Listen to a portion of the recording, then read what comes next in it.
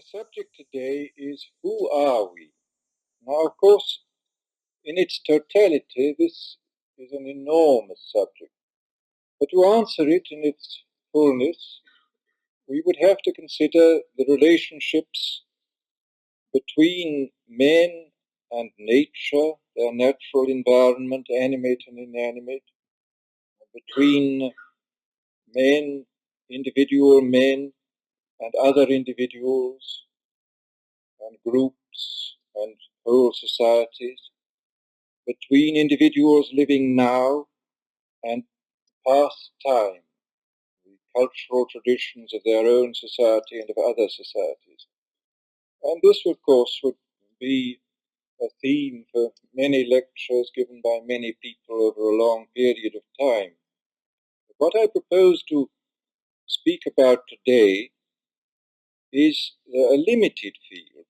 What are we? What are we, that is to say, in relation to our own minds and bodies? Or, seeing that there isn't a single word, let's use it in a hyphenated form, our own mind bodies.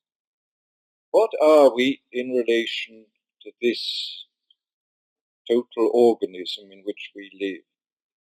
Well, this seems pretty obvious. We go about, we live our life, and this seems to present no problem at all. But actually, this is simply because familiarity has bred a kind of contempt of the problem altogether. The moment we begin thinking about it in any detail, we find ourselves confronted by all kinds of extremely difficult, unanswered, and maybe unanswerable questions. Let us take a few examples. I say, I wish to raise my hand. Well, I raise it. But who raises it? Who is the I who raises my hand? Certainly it's not exclusively the I who is standing here talking, the I who signs the checks and has a history behind him. Because I haven't the faintest idea how my hand was raised. All I know is that I expressed a wish for my hand to be raised, whereupon something within myself set to work,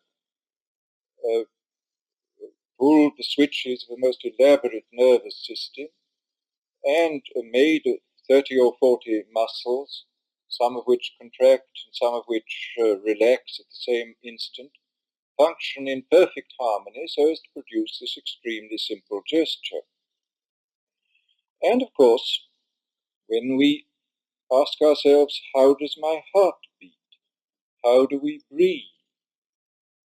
How do I digest my food? We haven't the faintest idea. The whole procedure is left to somebody else. Somebody, incidentally, who is more or less infallible, provided we leave him alone. After all, this is the entire theory of psychosomatic medicine. Most of our diseases, as doctors are coming to see now, are caused by we, ourselves, this personal self, interfering with the functioning of the deeper physiological intelligence, which, when it is left in peace and not pushed or deranged by means of negative thought, is, as I have said, almost infallible. And then there are still other and more curious problems, because one can say, well, these are what used to be called the vegetative soul. The vegetative soul is built in. It's something we inherit, which just does this sort of thing like digestion and regulating heartbeat automatically.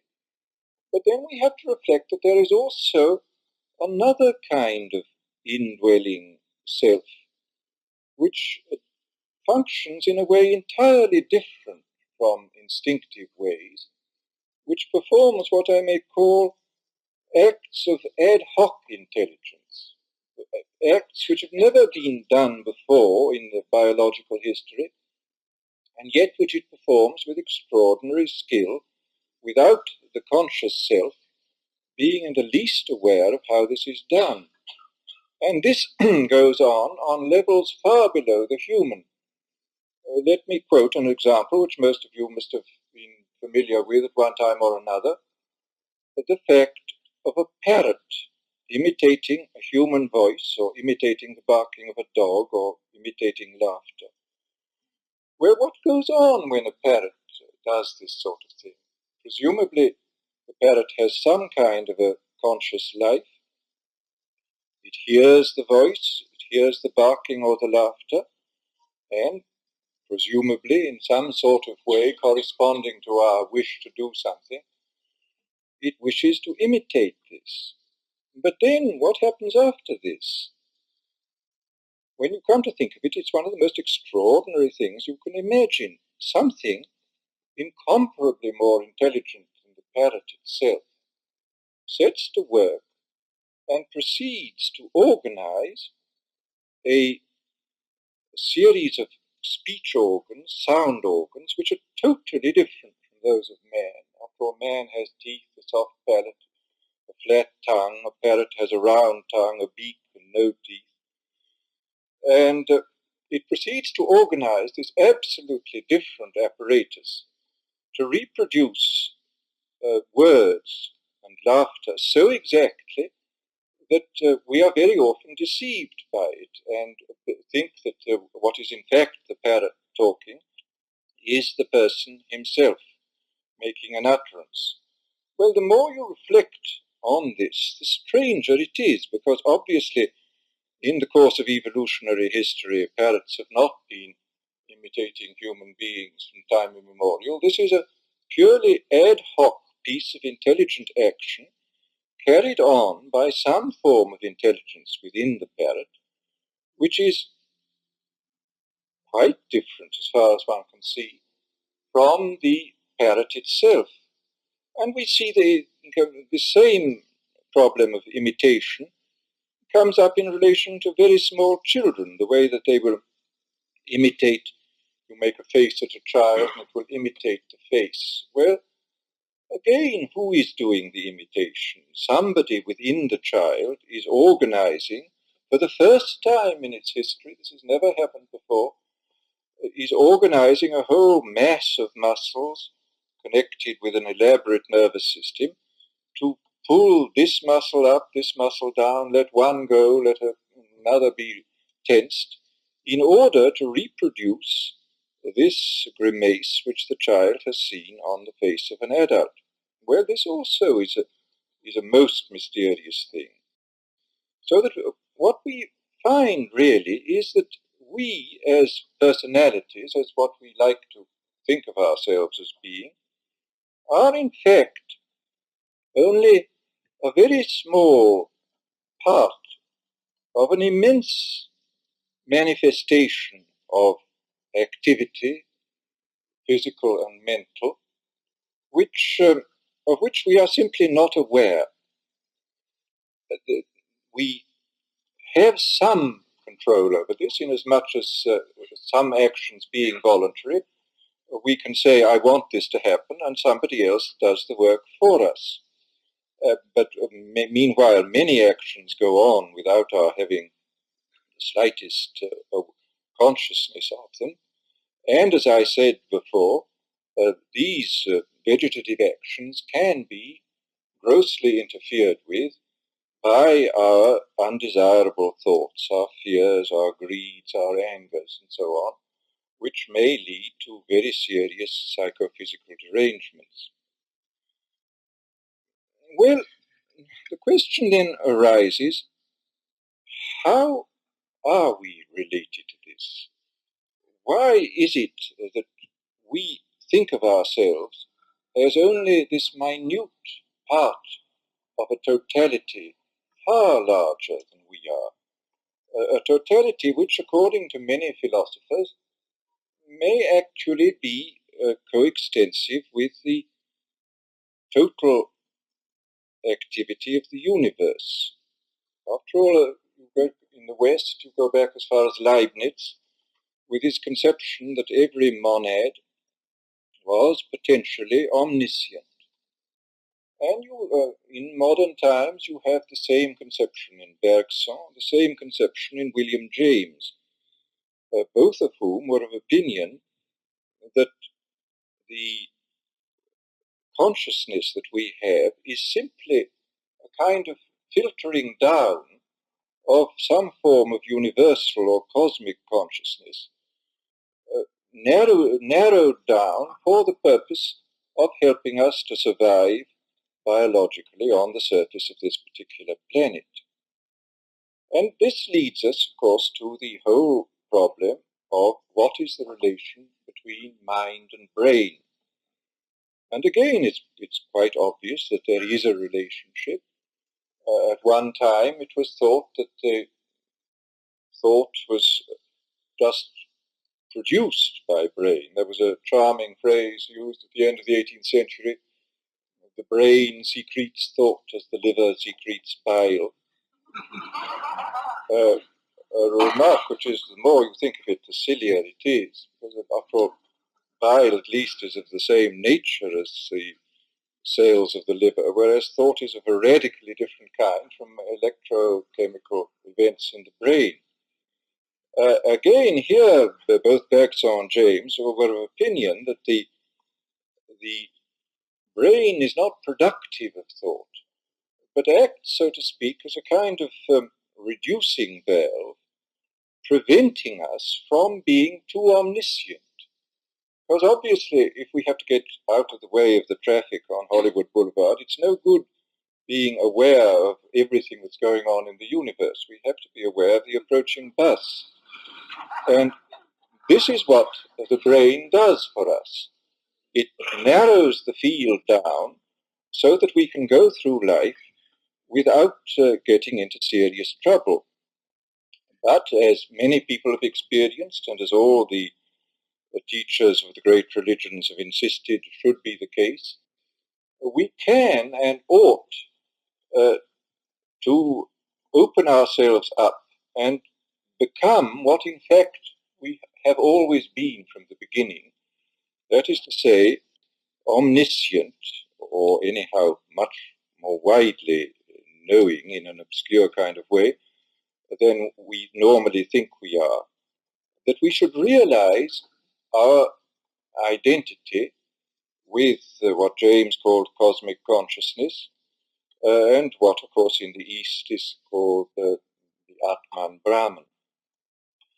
That the end of life, according in all the great religious traditions, is, of course, the realization that the finite manifests the infinite in its totality. This is, of course, a complete paradox when it's stated in words. Nevertheless, it is one of the facts of experience for many people, or for some people at least, and a fact which should be a fact of experience of all.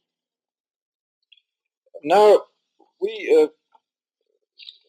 let's go on considering a little more about this problem of how we are related to this deeper self. The superficial self, the self which we call ourselves, which answers to our names and which goes about its business, has, of course, a terrible habit of imagining itself to be absolute in some sense.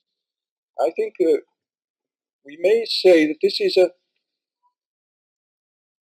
if we look at it from the metaphysical point of view, we can say that this is a mistaken placement of the absolute. We know in an obscure and profound way that in the depth of our being, in what Eckhart calls the ground of our being, we are identical with the divine ground. But we wish, of course, to realize this identity. But unfortunately, owing to the ignorance in which we live, partly a cultural product, partly a biological and a voluntary product, owing to this ignorance, we tend to look at ourselves, this wretched little self, as being the absolute. We either worship ourselves as such, or we project some magnified image of the self in an ideal, a goal, an ideal or a goal which falls short of the highest ideal or goal, and proceed to worship that. Hence, of course, the appalling dangers of idolatry. When one reads in the Ten Commandments the warning against idolatry, I remember as a boy wondering why such a fuss should be made about this, because after all, who cares whether people take off their hats to a statue or not? But of course, it's much profounder than this. Idolatry is, in fact, the worship of a part, especially the self or a projection of the self, as though it were the absolute totality. And as soon as this happens, general disaster occurs. After all, nothing is clearer in this present mid-century, midpoint of the 19th century, than that the religion of the 20th, did I say 19th century? I beg your pardon, wish fulfillment. 20th century, that the religion of the 20th century is in fact idolatrous nationalism. But there are the nominal religions, Christianity, Mohammedanism, Hinduism, Buddhism, and so on. But in fact, if you inquire what the actions of people mean, in fact, it's perfectly clear that the real religion is nationalism, that we worship the national state, that in fact we make use of the traditional religions to buttress the national state, and that new religions like communism are also used in the service of this great national idolatry. I mean, actually, Karl Marx made a grave mistake in underrating nationalism. He seems to have imagined that under the influence of socialist and communist doctrines, the masses of the people would give up nationalism. Not at all. He never foresaw what has in fact happened. That communist and socialist doctrines have become the servants of nationalism, the instruments of a particular nationalism, just in the same way in which, I'm afraid, it looks as though Orthodox Christianity and Orthodox Mohammedanism and Orthodox Judaism were fast becoming the instruments of their respective Western, Middle Eastern, or Jewish nationalism. This is one of the grave tragedies, and of course it confirms the profound wisdom which we find in the Old Testament, condemning idolatry as being a thing of unutterable danger. Well, as I say, the return to the individual, he, of course, worships himself, or if he thinks he's altruistic, he is what may be called an alter egoist. He worships some projection of himself. And in this absolutization of himself, he is, I think, assisted by the fact that he is a creature with a language. Now, we can never overestimate the importance of language in the life of human beings. Actually, that which causes us to be human rather than simply another of the apes is our ability to speak. This has given us the power to create a social heredity so that we can accumulate the knowledge amassed in past times, and has given us the power to analyze experience which comes to us in a very chaotic way, and to make sense of it for our particular biological and social purposes. As I say, this is the greatest gift which man has ever received or given himself, the gift of language. But we have to remember that although language is absolutely essential to us, it can also be absolutely fatal. because we use it wrongly. If we analyze our processes of living, we find that I imagine at least 50% of our life is spent in the universe of language. We are like icebergs floating in a sea of immediate experience, but projecting into the air of language. And icebergs, I think, are about 9/10 or 4/5 underwater and 1/5 above. But I would say we are considerably more than that above. I should say we are the best part of 50%, and I think some people are about 80% above in the world of language. But they virtually never have a direct experience. That they live entirely in terms of concepts. And of course this is inevitable. I mean, when we see a rose, we immediately say rose. I mean, we do not say I see a very delicate shading, a roundish mass of delicately shaded reds and pinks. We immediately pass from the actual experience to the concept.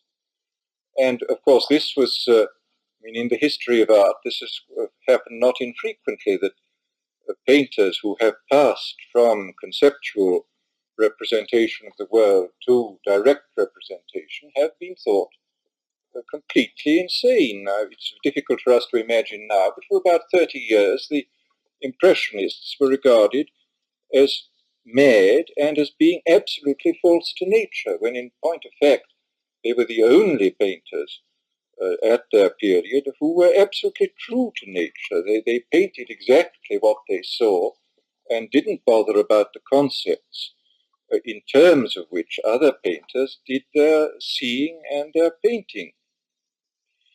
And as I say, we cannot help living to a very large extent in terms of concepts, and we have to do so because immediate experience is so chaotic and so immensely rich that in mere self-preservation we have to use the machinery of language to sort out what is of utility for us, or what in any given context is of importance, and to at the same time to try to understand, because obviously it is only in terms of language that we can understand what is happening. We make generalizations and we go into higher and higher degrees of abstraction, which permit us to comprehend what we're up to, which we certainly wouldn't if we didn't have language. And in this way, it is an immense boon which we could not possibly do without. But language has its limitations and has its traps. To start with, every language has been developed for specifically biological purposes in order to help men to cope with life on the surface of this planet. And most languages are remarkably poor in terms, above all, expressing the inner life of man, and also terms which would describe the continuousness of experience. It's a very significant fact that if we have to talk about the universe as a continuum, we cannot do so in terms of any of the existing languages. It has to be done in terms of the calculus, a special language invented for the express purpose of talking about the world as a continuum. We cannot do it in terms of ordinary language. Well, as the world is a continuum, one sees immediately that ordinary language does deceive us all the time. It is one of the reasons why we have this mania, so frequently stressed in all the Oriental texts, of thinking of ourselves and of every object in the world as being separate and self-subsistent, when in fact, of course, they are all part of a universal one. And unfortunately, the nature of language being what it is, we can't get round this without paying a great deal of attention, being carefully, making ourselves carefully aware of what we are doing and thinking when we use language. This is the only way of bypassing the intrinsic defects of language. Well, added to the intrinsic defects, there are all kinds of traps which we lead ourselves into by taking language too seriously. This, of course, we've been constantly warned against this, and Paul is full of it. He speaks about the newness of the spirit, the oldness of the letter killeth, the spirit giveth life. And this, of course, is absolutely true. If we take the letter too seriously, we actually prevent ourselves from having certain types of direct experience, which St. Paul was describing in terms of the word spirit. So that what we have to do is to be profoundly aware of the language we're using, not to mistake the word for the thing. In the terms of Zen Buddhism, we have to be constantly aware that the finger which points at the moon is not the moon. In general, we think that the pointing finger, the word, is the thing we point at. And of course, if you look at almost any literature, philosophy, or religion, you will find this again and again, this obsession with words as though they were things, this mania for, after all, in reality, words are simply the signs of things. But for many people treat things as though they were the signs and illustrations of words. When they see a thing, they immediately think of it as just being an illustration of a verbal category, which of course is absolutely fatal again, because this is not the case. And yet, we cannot do without words. We have to, the whole of life is, after all, a process of walking on a tightrope. If you don't fall one way, you fall on the other, and each way is equally bad. We can't do without language, and yet if we take language too seriously, we're in an extremely bad way, and we somehow have to keep going on this knife edge. Every action of life is a knife edge, and being aware of the dangers and doing our best to keep out of it.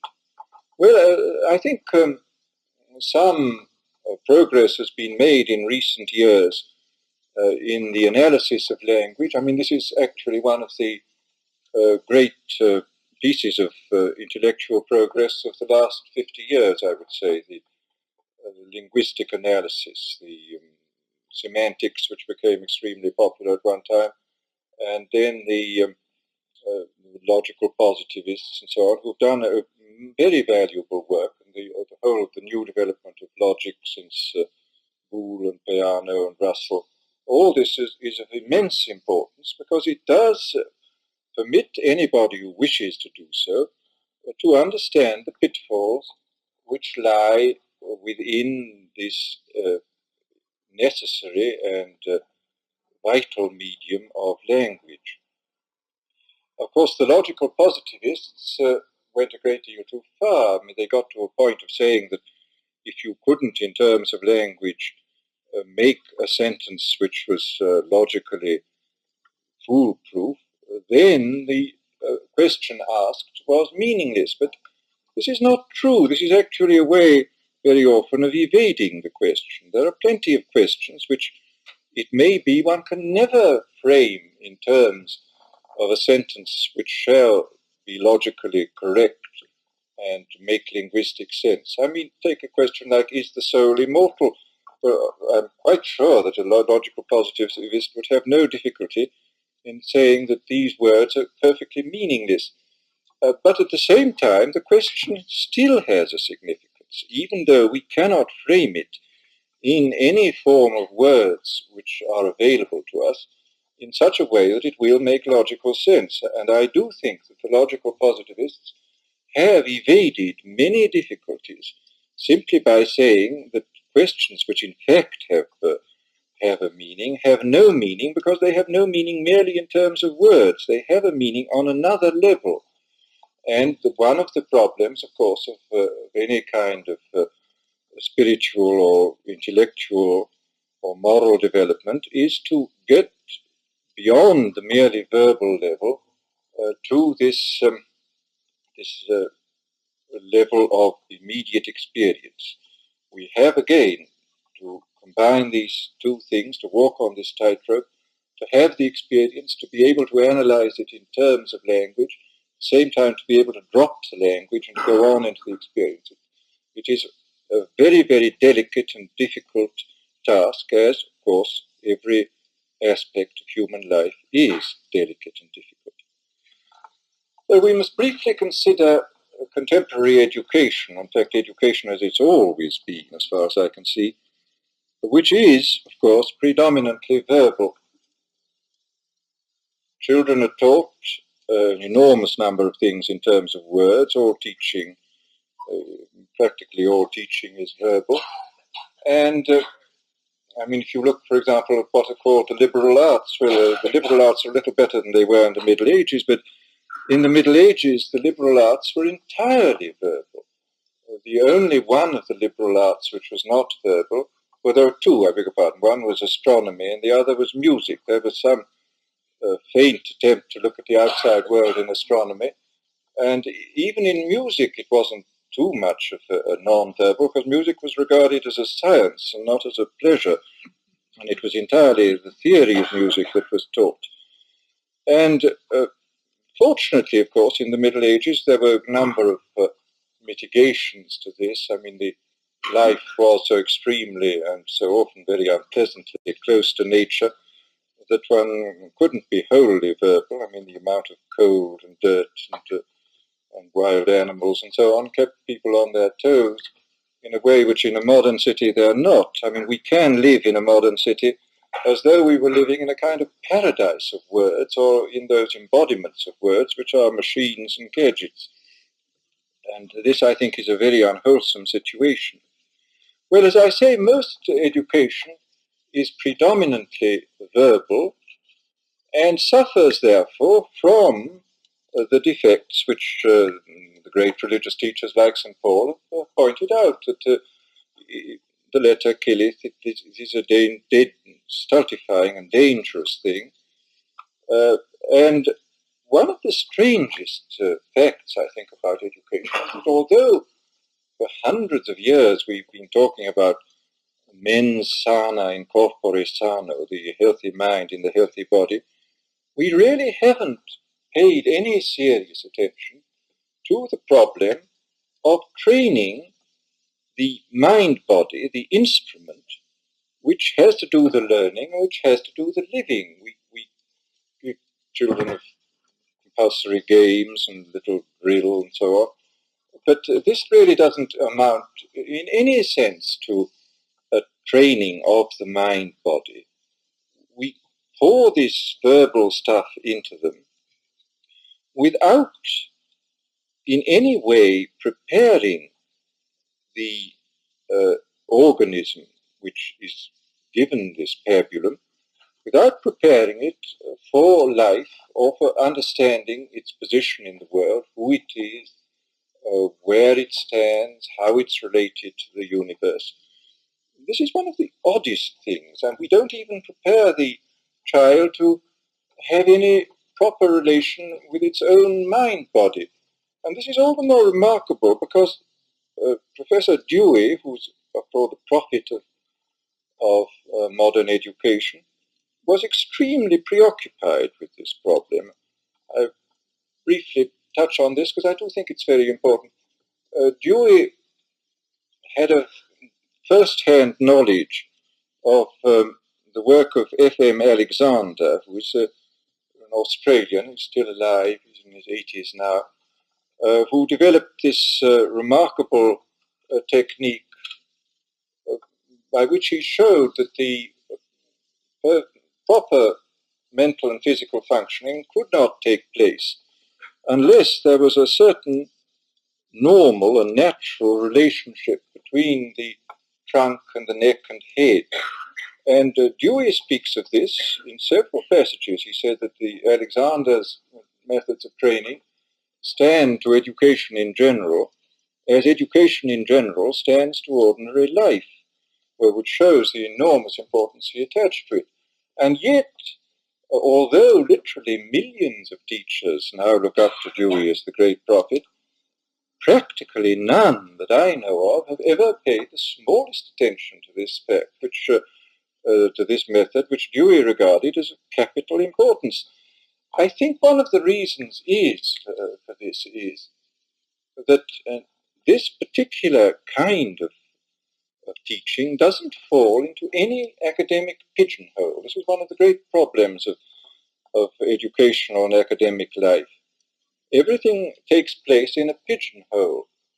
And when you get a thing like the Alexander work, or indeed like any system of general synthesis, who looks after it? It's neither biology, nor psychology, nor sociology, nor history, nor anything. Therefore, it doesn't exist. What is obviously needed in academic institutions now, I mean, the pigeonholes must be there because we can't avoid the specialization. But what we do need is a few people who run about on the woodwork between the pigeonholes and peep into all of them and see what can be done, and who are not closed to disciplines which don't happen to fit into any of the categories considered as valid by the present educational system. And I don't think I can go into any other examples of the methods of training the mind-body, but I think I can risk a generalization here. Many of such methods, of course, have been empirically devised for particular purposes. And if you examine them all, you will find that they are all illustrations of one single principle, which is that in some way, we're back again at the paradox, in some way we have to combine relaxation with activity. Take the piano teacher, for example. He always says, relax, relax. Well, how can you relax while your fingers are rushing over the keys? But they have to relax. The singing teacher says exactly the same thing. The golf pro says exactly the same thing. The tennis pro. And we get, of course, into the realm of spiritual exercises. The person who teaches mental prayer says exactly the same thing. We have somehow to combine relaxation with activity. Well, I think if we take the analysis one stage further, going back to what we said originally about the personal conscious self being a kind of small island in the midst of an enormous area of consciousness, what has to be relaxed is the personal self, the self that tries too hard, that thinks it knows what's what, that uses language. This has to be relaxed in order that the powers, these multiple powers at work within the deeper and wider self, may come through and function as they should. In all psychophysical skills, we have this curious fact of the law of reversed effort. The harder we try, the worse we do the thing. And we have, therefore, always to learn this paradoxical art of combining relaxation, a maximum relaxation of the surface self, with the maximum activity of the lower selves, or higher selves, whichever you like it, the not selves, which we carry about with us, and which give us our being, actually.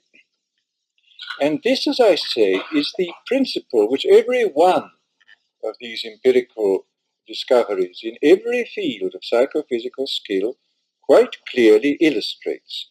We have to learn, so to speak, to get out of our own light, because with our personal self, this idolatrously worshipped self, we are continuously standing in the light of this wider self, this not self, if you like, which is associated with us, and which this standing in the light prevents, we eclipse this illumination from within. And the whole point in all the activities of life, from the simplest physical activities to the highest intellectual and spiritual activities, our whole effort must be to get out of our own light. Yet we mustn't abdicate our personal conscious self. I mean, here again we're up against a paradox and a tightrope. We can't let go and just go to sleep and hope this will happen. We have somehow to permit this to come up and yet to organize it with the surface conscious mind in a way which shall be useful to ourselves and to others. It's what in theological terms is called cooperating with grace. And don't let's forget, grace exists on every level. I mean, there is what may be called animal grace, which is the grace of normal functioning, of perfect health, which we're constantly interfering with, hence all the psychosomatic disorders, where we must cooperate with this grace. There are various things which can be done to cooperate with it. Similarly, we must cooperate with what may be called intellectual grace. There are, after all, as everybody who has worked in any field knows quite well, there are hunches and inspirations which come through. In the greatest works of art, these are the inspirations of genius. But as has been remarked, genius is both inspiration and perspiration. You have to work at these things, otherwise they are no good. And to anybody who wants to read a most illuminating study of this problem, I recommend the F.W.H. Myers' Human Personality, which I'm glad to say has at last been reprinted. The chapter on genius there is of first-rate importance, and he illustrates very clearly by many examples of this necessary collaboration with what may be called intellectual grace. Well, and then above that, we have to use these spatial metaphors, is what may be called spiritual grace, is the awareness of the total universal consciousness, the awareness of God, the awareness that the finite is in some sort a manifestation of the total infinite. And again, we have to get out of the way and to uneclipse ourselves, to permit the light to come through. And these are, as I say, seem to me to be all extremely important facets of education which have been wholly neglected. I don't think that in ordinary schools you could teach what are called spiritual exercises, but you could certainly teach children how to use themselves in this relaxedly active way, how to perform these psychophysical skills without the frightful burden of overcoming the law of reversed effort. You could probably teach them too how to greatly increase their perceptive powers. So this has been done, for example, in the most remarkable way by Professor Renshaw at the University of Ohio, who's immensely increased both the powers of perception and the powers of memory by applying Gestalt psychology in a perfectly sensible and simple way. Why children are not taught this, one cannot imagine. It's just, as I say, it doesn't happen to have entered into any of the academic categories, and so has never been brought into the general system. Well, now we come to the final problem, the problem of becoming aware of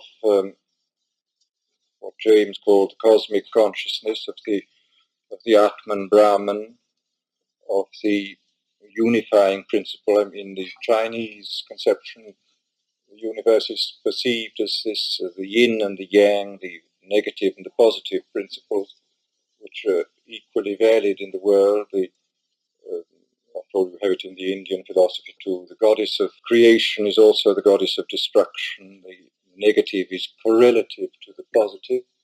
But the two are reconciled then in this fundamental principle, the Tao. And this, I think, is at the basis of all mystical religion. You see it very clearly in the writings of Eckhart, just as you do in the Oriental philosophy. And the practical problem arises, how do we get ourselves into a position where we can collaborate with grace? How can we open ourselves up to the grace of seeing God, to use Eckhart's word, seeing God with the same eye that God sees us? How do we do this? Well, this, of course, is an immense problem. And I think innumerable ways have been developed to help people to achieve this final end of man. Some are satisfactory, others, it seems to me, are not. On general principles, I would say that the means employed for this purpose should resemble the end envisaged. For example, the end envisaged is a form of consciousness entirely free from the partiality of individual ego consciousness.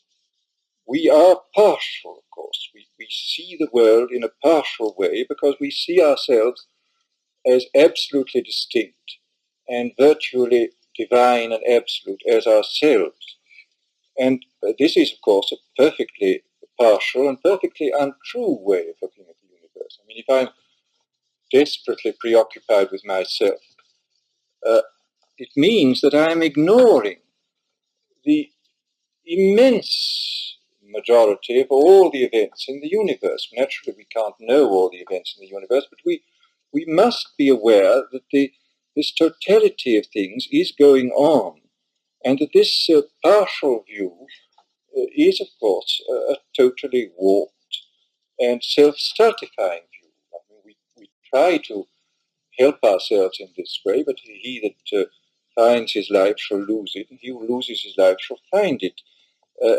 All these paradoxical sayings which keep cropping up in every religion refer to this same thing, this necessity of getting rid of the essentially partial, limited, ego-centered view of the world.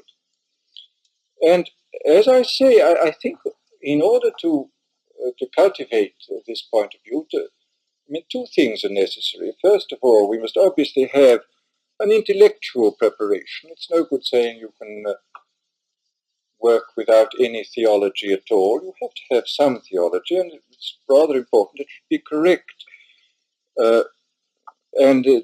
I think this basic, what may be called the basic theology of the identity of the finite with the infinite, the total manifestation of the infinite in the finite, the identity of samsara and nirvana, the one being expressed totally in every particular aspect of the many. This is the end, and this we have to, seems to me, we have to approach through, first of all, a cultivation of the doctrine, a rumination of this doctrine, which is a doctrine to many people not familiar, but I think we have to keep ourselves continually remembering that this is the case. we have to remind ourselves in the very beautiful words of Matthew Arnold, where he says that to God, every minute in its race, crowd as we will its neutral space, is but the quiet watershed whence equally the seas of life and death are fed.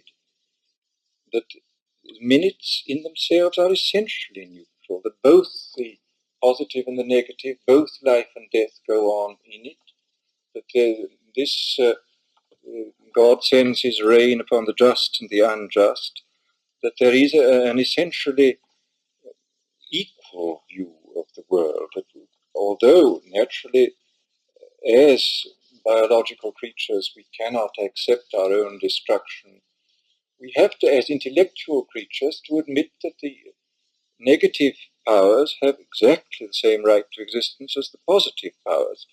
Although, of course, again, another paradox, we have to do our best to preserve the positive powers in every way we can, the positive aspects of the world. But intellectually, we must be aware that every moment is a quiet watershed whence equally the seas of life and death are fed. And this is a sort of reminder we have to go on making.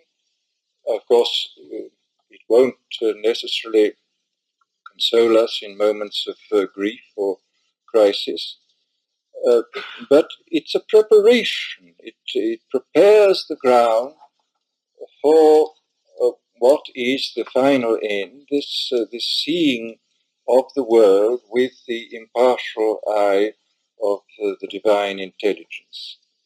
Well, then there is the problem of particular spiritual exercises. Well, this is a very difficult problem. My own feeling is that in some systems of spiritual exercises, too much emphasis has been laid on the use of the imagination and of concentration. I mean, a particular form is imagined, or even in the higher forms of meditation, a formlessness is imagined. But this is the imposition of something upon the natural process of life. I mean, this is actually in an attempt to get to a non-dualistic outlook. It is actually an assertion of dualism. I mean, that somebody is imposing this upon the flow of life. And again, I would think even that these intense practices of concentration, although they may produce very remarkable psychical results, are not the best way of getting to this entirely impartial view, because again, this is a suppression of an enormous area of life. I mean, that you are suppressing with one part of your mind something which is going on in another part of the mind.